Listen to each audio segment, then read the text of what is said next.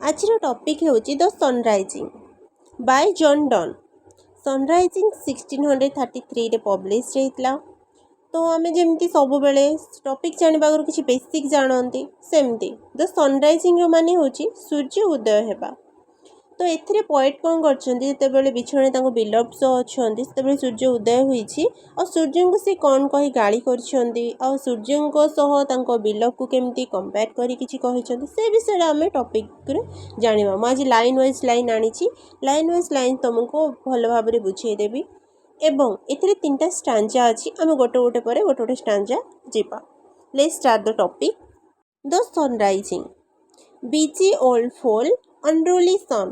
बीजी old fool एथिरे सूर्य को गाली करी कहते अनरूली सन माने जो काबूरे न आसुवा सूर्य। व्हाई डज दाउ दस तो कौन पे एमती करूछु। Through windows and through curtains call on us. झरकारु परदारु आमको उठेई देउछु। कॉल ऑन अस आमको लगे देउछु आमको विरक्ति करछु आसिकी। Must to thy motions lovers seasons run. कौन तू गति अनुसार आमे बा आम लवर्स मानक को तू चलई पारिबो। तो गति अनुसार तो मोशन अनुसार तो आम लवर्स मान कौन चलई पारिबो। साउसी पेडेंटिक क्वेच एथिरे से सुजों गाली देइछन्ति। साउसी माने चतुर पेडेंटिक माने होचे पंडितत्व जेमिति कहते तो बहुत पंडितियानटा। वेच माने होचे बेकार घटिया इंसान सेमती तो निजको चतुर पंडितत्व भावुछु किंतु प्रकार तो गोटे घटिया जिनसटे। गो चाइल्ड लेट स्कूल बॉयज जाओ जाकि से पिला को उठाओ जो मैंने स्कूल प्रति लेट ही जाउछन्ति। सावर पेडेंटिक्स जो मैंने कि अति पंक्चुअल थांती टाइम प्रति सब बड़े लॉयलिटी थांती से मन को जाई उठाओ। Go tell courts huntsmen that the king will ride जाकि राजा को दरबारी मान को कुह कि राजा शिकार को जिबे विल राइड रे जिबे। कॉल कंट्रियंस टू हार्वेस्ट ऑफिसेस जाइकी कृषक को एटी आंट्स माने होची कृषक हार्वेस्ट माने उत्पादन करबा ऑफिस माने कृषक ऑफिस कोटा खेती से कृषक मान जाई को खेती करिवार समय ही गलानी से मान को जाई उठाओ। लव ऑल ए लाइक लव समस्त भली नुह।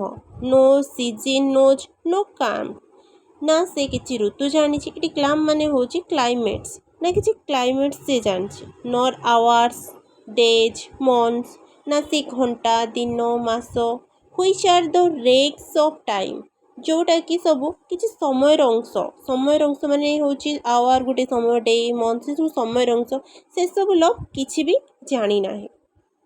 तो आशा करछि स्टांजा 1 भल से बुझी पारथिबो न बुझी पाले कमेंट कर सेकेंड थरो बुझेई देबे। लेट्स जिबा स्टांजा 2 को। The beams so reverted and strong.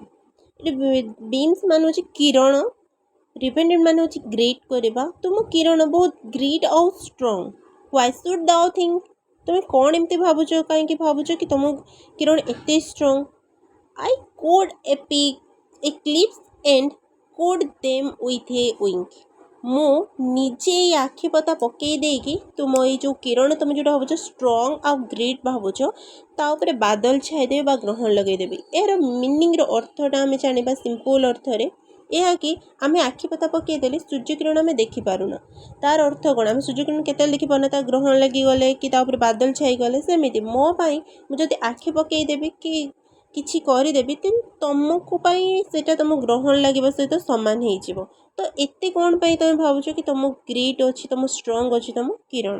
But that I would not lose her sight so long किंतु एमती कले कौन हम मो बिलव को आखि नजर दूरे देवी किंतु सेटा मु करिया पई चाहूनी बेस तो मु आखि नजर तो दूरे देवा पई चाहूनी।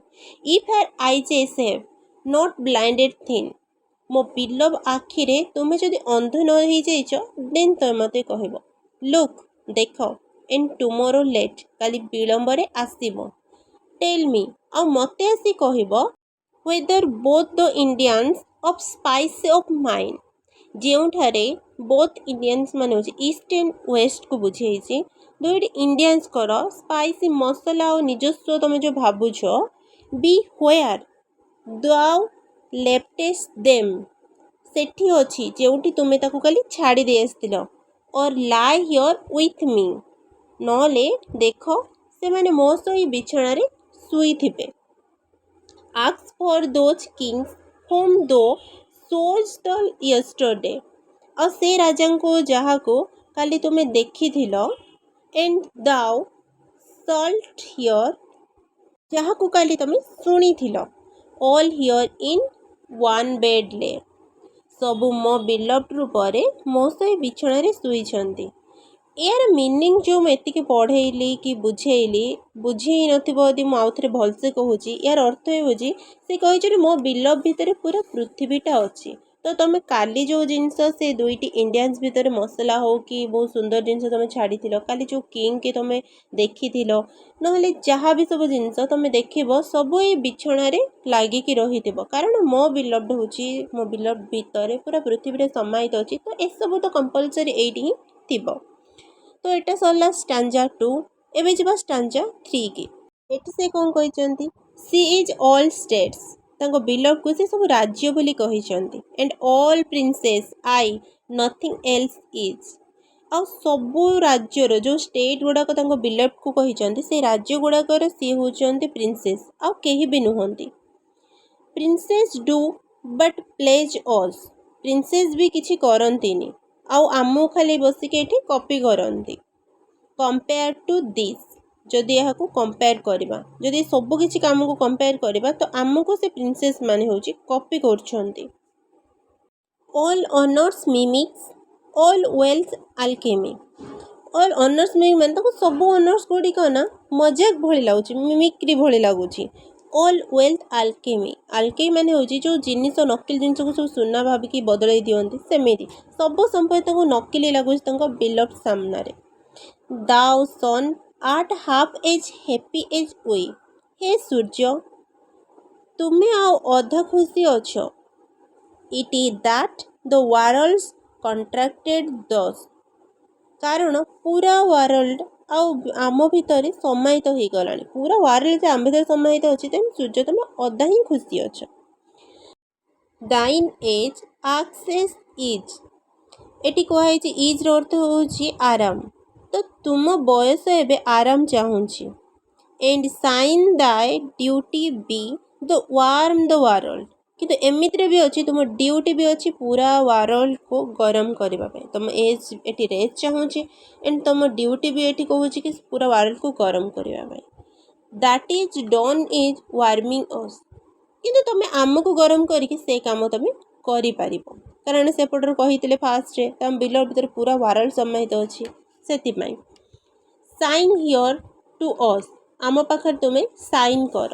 ଏଣ୍ଡ ଦାଉ ଆର୍ଟ ଏଭ୍ରିୱେୟାର, ତା ମାନେ ହେଉଛି ତୁମେ ସବୁ ଜାଗାରେ କରୁଛ। କହିଥିଲି ସେ ପୁରା ପୃଥିବୀ ନିଜକୁ ଭାବୁଛନ୍ତି, ତ ସେଥିପାଇଁ ତୁମେ ଏଠି ଯଦି ସାଇନ୍ କରିବ, ତୁମେ ସବୁଆଡ଼େ ସାଇନ୍ କରିବା ଭଳି ଲାଗିବ, ତୁମକୁ ରେଷ୍ଟ ବି ମିଳିଯିବ। ଦିସ୍ ବେଡ୍ ଦାଇ ସେଣ୍ଟର ଇଜ୍, ଏଇ ବିଛଣା ତୁମର ସେଣ୍ଟର ଅଟେ। ଦିଜ୍ ୱାଲ୍ସ, ଏଇ ଯେଉଁ କାନ୍ଥ ସବୁ ଅଛି, ଦାଇ ସ୍ପେୟାର, ତୁମର କକ୍ଷମାନ, କକ୍ଷମାନେ ଯେଉଁ ଜାଗାରେ ସେ ସବୁ ଘୁରେ ସୂର୍ଯ୍ୟ, ତୁମେ ଏହାକୁ ସେଇଟା ମାନ ଏବଂ ବିଛଣାକୁ ନିଜ ସେଣ୍ଟର ଭାବିକି ତୁମେ ଏଇଠି ଘୁର, ଏଇଠି ତୁମେ ତୁମ କାମ ସାରିଦିଅ। ଏଇଟା ଥିଲା ପୁରା ଟୋଟାଲ୍ ଦ ସନରାଇଜିଂ ଜନ୍ ଡନ୍ଙ୍କର। କିଛି ଅସୁବିଧା ଥିଲେ, ପ୍ରୋବ୍ଲେମ୍ ଥିଲେ କମେଣ୍ଟରେ ମୋତେ ପଚାରିବେ, ମୁଁ ବୁଝେଇଦେବି। ଲାଇକ୍ ନ କଲେ ଚଳିବ, ବାସ୍ ମୁଁ ଏତିକି ଚାହୁଁଛି ଆପଣମାନେ ଭଲସେ ବୁଝିଯାଆନ୍ତୁ ମୋ ଟପିକ୍ଟା। Thank you so much.